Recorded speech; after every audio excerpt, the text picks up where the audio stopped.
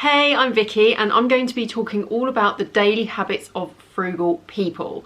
Now, frugality is a word that I very much used to misunderstand and kind of think that it meant something bad, basically. I felt that it meant that you never spent any money on stuff that was fun, or that you were really penny pinching, that you never allowed yourself any treats, that you'd never allow your kids any treats. You know, I really sort of had this vision of sitting in a darkened room without the heating on, with no new things at all and no holidays booked, that kind of thing. But over the years I've come to realise that actually, for me anyway, what frugal means is just a sensible approach to my finances and having control of my finances and not allowing myself to, you know, kind of be ruled in any way by a pattern of spending or spending beyond my means. So it's really just about control, being sensible, having control of your finances and being able to afford the things that really matter to you. So it definitely doesn't mean you never spend.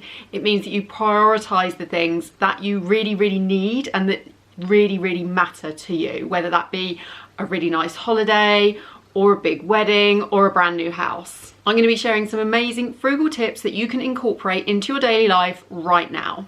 The first tip is to always seek out the absolute best price. Shopping around actually doesn't take that long, and if you're really keen on online shopping, you can actually get browser extensions which will go onto your sort of Chrome browser and it will give you an idea of better prices. But it really doesn't take that long to just research the price of something. It's also a really good idea to go through the historic price of something, particularly big ticket items you want to buy, say like a vacuum cleaner or like a brand new tablet, because prices on things often fluctuate. Companies will often do a big price rise right before they're about to do a big price cut. Another amazing frugal habit is to really look at your supermarket shopping habits. So when it comes to going into a supermarket, it's very much designed and geared up to get as much spending out of you as possible. So it's really important to be aware of that when you go in the shop. And now that I am aware of it, I look at things in such a different way. So for example, you know, like buy one get one free deals that are there literally just to make you buy a product that you may not even need that day. Reductions in prices, which when you actually look at the weight of a bigger product, actually the product that's reduced is actually the same price as the bigger product, or sometimes even with the reduction it's still more than the bigger product. So it's really important to be quite forensic in the supermarket, which sounds kind of crazy, but actually really all I mean is just make sure that you're really looking at the finer detail of the price of things that you're buying. So for example, if there's a bulk buy deal, is it actually a good offer? Think about what the thing cost last week, and also, do you actually need it? Pretty much anything you're looking at buying in the supermarket, there's probably multiple sizes of it and also different brands.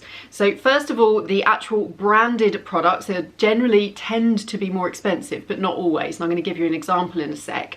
The supermarket own products tend to be cheaper, but then also within the ranges of the branded products and within the ranges of the supermarket products, things are different prices by weight. So when you look at the supermarket shelf, look at the price per gram, the price per kilogram, and see which one is actually cheaper. So the other day I needed to buy some more antiseptic cream for our first aid box, and I went into Sainsbury's, I went to the first aid section, and I immediately gravitated towards the Sainsbury's own antiseptic cream. It was made by exactly the same factory, it had exactly the same main ingredient in it, and exactly the same quantity of that ingredient as Savlon.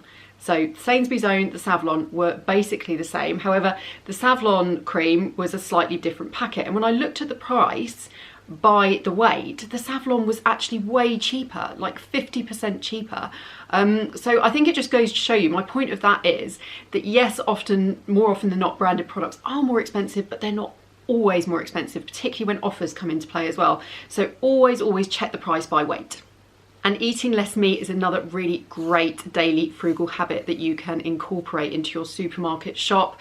We've certainly been doing it recently. Not only, I think, do you feel better having a couple of vegetarian meals in the week, it certainly just sort of makes me feel a bit better, makes me feel like I've made an effort to eat a bit healthier.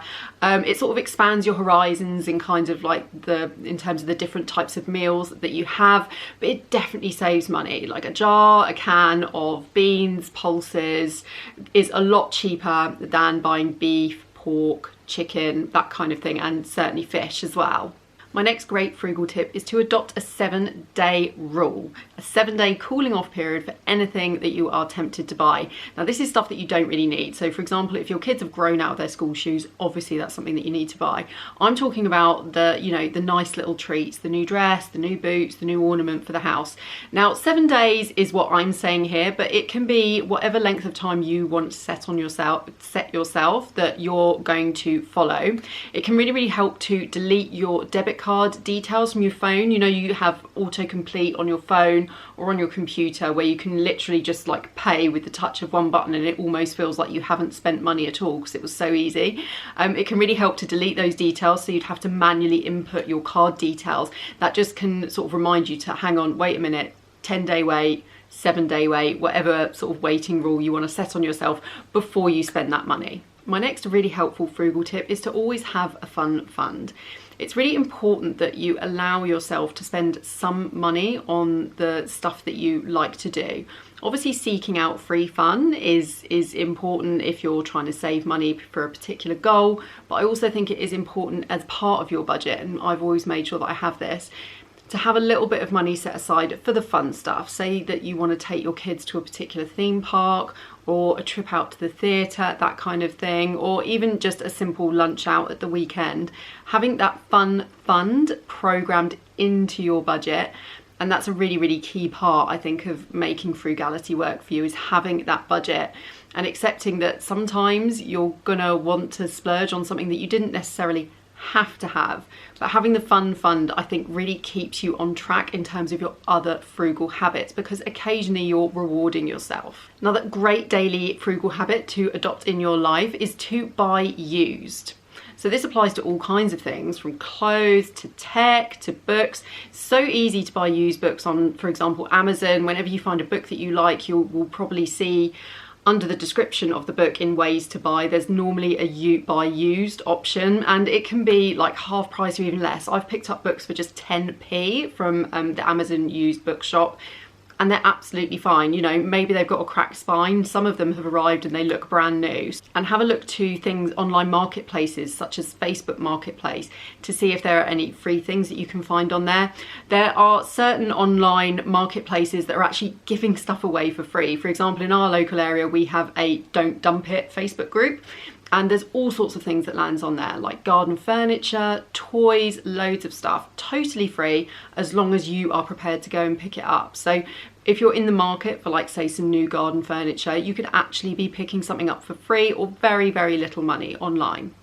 And on a similar vein to that subject, really important to repair and not replace wherever you can. Now, I don't know about you guys, but my sewing skills are not up to scratch, but I'm extremely lucky that the girls have got 2 grandmothers who are excellent at sewing and can repair things. So any toys that get damaged, or any, school tops that get a hole in, socks that get a hole in, I try and mend them, or I very nicely ask my mum to repair them.